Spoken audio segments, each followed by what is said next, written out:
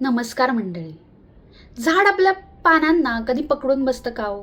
पण आपण मात्र 2019च्या त्या जुन्या पुराण्या चॅट्सला पकडून बसतो, दुःख करत बसतो आणि त्याला लेट गो रिलीज कधी करतच नाही. तर आजपासून लेट गो करायला शिकूया, थोडं रिलीज करूया आणि युनिव्हर्सला त्याचं काम करायची संधी देऊया. नमस्कार मंडळी. तुम्हाला तुमची बेस्ट फ्रेंड कधी सोडून गेली आहे का हो? गेली असेल तर ऑफिशियली कॉंग्रॅट्स, कारण तुम्ही FBI मध्ये भरती झालेला आहात. माझी एक खूप जवळची मैत्रीण होती. इतकी बेस्ट फ्रेंड होती की सगळ्यांना वाटावं की आम्ही दोघी सख्या बहिणी आहोत.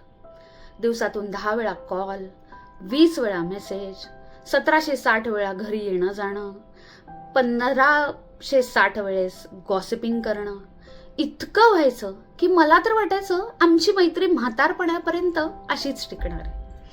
पण एक दिवस काय झालं, मॅडम दूर जायला लागली. फोन कमी झाले, मेसेजेस कमी झाले, चॅट्स कमी झाले, गॉसिप ती तर राहिलीच नाही आणि नंतर तर आमचा कॉन्टॅक्टच पूर्ण बंद झाला. आणि मग माझ्या आयुष्यातला सगळ्यात मोठा रिसर्च प्रोजेक्ट चालू झाला. मला तर वाटतंय नासानी पण एवढं कुणावर रिसर्च केलं नसेल, इतकं मी तिच्या मागे हात धुवून लागले होते. तिचं व्हॉट्सॲप चेक, तिचं FB चेक, तिचं ऑनलाईन आहे का ते चेक करणं, तिचं स्टेटस चेक करणं, त्याच्यानंतर तिला लास्ट सीन बघणं, त्यानंतर तिच्या स्टोरी चेक करणं, इन्स्टा चेक करणं, तिच्या इन्स्टा स्टोरीजला स्टॉक करणं आणि प्लस ती कधी तिचा तो हिरवा लाईट आणि कधी तो लाल लाईट लागतोय ह्याच्याकडे बघणं. अरे देवा, एवढा रिसर्च जर मी माझ्या अभ्यासात केला असता ना तर कधीच नासामध्ये जाऊन ॲक्च्युअल रिसर्च सायंटिस्ट झाले असते. पण नाही. ह्याच्यानंतर हे सगळं ह्याच्यावरच थांबलं नाहीये. ह्याच्यानंतर सगळ्यात मोठे महान आणि गहन प्रश्न आयुष्यातले मला पडायला लागले. ते म्हणजे माझंच काही चुकलं असेल का? माझ्याकडूनच काही एक्स्ट्रा बोललं गेलं का? मीच कुठं कमी पडले का माझ्या फ्रेंडशिपमध्ये?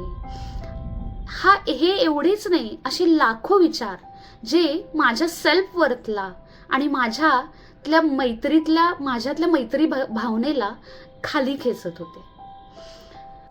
त्या इन्सिडेंट नंतर मी खूप जपून मैत्री करायला लागले होते आणि खूप निवडक मैत्रिणी ठेवायचे. पण बऱ्याच महिन्यांनी किंवा वर्षांनी म्हणा, परत एक छान सुंदर मैत्री झाली एका मैत्रिणीशी. परत आमचं तसंच नातं तेच सुंदर गुंफलं गेलं. आमचे कुटुंब पण एकत्र आलं. आमच्या छान सगळं चाललं होतं. पण परत तेच पहिले पाढे 55. अचानक कॉन्टॅक्ट कमी, अचानक बोलणं कमी आणि परत मैत्रीण गायब. त्याच्यानंतर मदतनीस बाई म्हणजे आमच्या कामवाल्या बाई, एक दिवस त्यांनी कामावर येणंच बंद केलं. फोन केला तर फोनला उत्तर नाही किंवा कधीतरी तर तो लागतच नाही. दुसऱ्या फोनवरनं केला तर तो उचलत नाहीये. आणि मला लक्षात आलं की त्या मॅडमनी मला ब्लॉक केलेलं आहे. अरे देवा, असं वाटलं की ह्या सर्व बायका ज्या माझ्या आयुष्यात येत आहे त्या फ्रिक्वेन्सी आणि व्हायब्रेशनचा पॅटर्न किंवा एक अल्गोरिदम रन करतात की काय, की ती फ्रिक्वेन्सी आणि ते व्हायब्रेशन्स मॅच झाल्याशिवाय ह्या माणसाशी मैत्रीच करायची नाही म्हणून. बापरे, हे खूप भयानक होतं. मग युनिव्हर्सनी मला ऑफिसमध्ये इन्सेंटिव्ह प्रॉब्लेम्स द्यायला सुरुवात केली. एक अशीच व्यक्ती होती जिच्यासोबत मला काम करण्याची बिलकुल इच्छा नव्हती, त्याचं तोंड सुद्धा बघायची इच्छा नव्हती. पण कुठं पण जावा तोच माणूस समोर. कॅन्टीनमध्ये तोच आहे, बाहेर खाली गेले लॉबीमध्ये तोच आहे, मीटिंगमध्ये तोच आहे, टीम्सच्या कॉलमध्ये पण तोच आहे.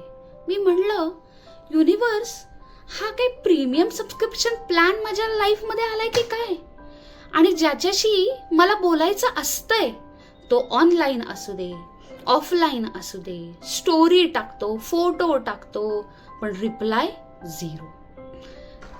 त्या दिवशी मला समजलं की आपल्या आयुष्याचे CEO आपण नाहीच आहे, तर दस्तूर खुद्द युनिव्हर्स साहेब आहेत आणि त्यांचा फ्रिक्वेन्सी आणि व्हायब्रेशन्सचा जो अल्गोरिदम आहे ना, तो मेटा आणि यूट्यूबच्या अल्गोरिदमपेक्षा सुपर स्ट्रॉंग आहे. आणि त्यांची HR पॉलिसी, माय गॉड, प्रचंड वेगळी, क्लिष्ट आणि फक्त जेन्युइन लोकांना कॅच करणारी आहे, जे आपल्या फ्रिक्वेन्सी आणि व्हायब्रेशन्सला मॅच होतात. काही महिन्यांनी मला जेव्हा समजलं की यात माझी चूक काहीच नव्हती, फक्त आमच्या जर्नीचा तो भाग संपला होता. यात मी चूक नव्हते ना ती समोरची व्यक्ती चूक होती, पण काही लोक आपल्याकरता आपल्या आयुष्याच्या पुस्तकामध्ये एक चॅप्टर पुरते, एका अध्यायापुरते येतात. काही लोक हे पूर्ण पुस्तकभर असतात, सगळ्या चॅप्टरमध्ये असतात. पण आपण मात्र इथंच गल्लत करतो. आपण त्या व्यक्तीला सगळ्या चॅप्टरमध्ये शोधायला सुरू करतो. आपल्या झाडाकडे बघा ना, झाड कधी आपल्या पानांना पकडून ठेवतं का? कधीच नाही. ते पानाचं काम संपलं, सुकलं की ते गळून पडतं आणि नवीन पान यायला जागा निर्माण होते. आणि वसंत ऋतू आला की नवीन बहर येतो, नवीन अंकुर फुलतो, नवी टवटवीत पालवी येते आणि परत झाड हिरवंगार ताजतवानं टवटवीत दिसायला लागतं. आपल्या आयुष्यात सुद्धा आपण हाच धडा घेणं गरजेचं आहे. कदाचित काही मित्रमैत्रिणी, काही नातलग, काही नाती, काही जॉब्स, काही कलिग्स आणि हो, कामवाली सुद्धा, त्यांचं काम पूर्ण झालं की ते त्यांच्या वाटेला निघून जातील. पण त्यावेळेस आपण त्याच्याकडे पॉझिटिव्हली बघून त्यांना लेट गो केलं पाहिजे, त्यांना रिलीज केलं पाहिजे. त्याच्यामध्ये अडकून न बसता त्याला जर आपण लेट गो केलं तर आपण आपल्या आयुष्यामध्ये नवी नाती, नवा जॉब, नवी कामवाली बाई सुद्धा किंवा नवे कलिग्स ह्यांना आपोआप नव्या ऊर्जेने आणि नवीन पॉझिटिव्हिटीनं आपल्या आयुष्यामध्ये स्थान देऊ शकू. तर इथून पुढं आपल्या आयुष्यामध्ये जर असं काही झालं, कोणी सोडून गेलं, कुठल्या गोष्टीमुळे जर आपल्याला दुःख होतंय असं वाटत असेल, तर हा विचार करायला हवा की हा अध्याय इथंपर्यंतच होता, आता नेक्स्ट चॅप्टर. आणि हो, gratitude always should be there. कारण जेव्हा माझ्या आयुष्यामध्ये अशी कुठली फेज येते, मी म्हणते thank you for your service till today. आत्तापर्यंतच्या तुमच्या सर्व गोष्टींना, मेमरीजना मी चेरिश करत राहीन. त्यांच्याबद्दल खूप खूप आभार. पण मी त्या पकडून ठेवणार नाही, ना त्या व्यक्तीला, त्या नात्याला, ना त्या जॉबला. तर आजपासून आपण लेट गो करायला शिकूया, रिलीज करायला शिकूया गोष्टींना पॉझिटिव्हिटीने, आणि युनिव्हर्सच्या एनर्जी सोबत आपण फ्लो व्हायला शिकूया.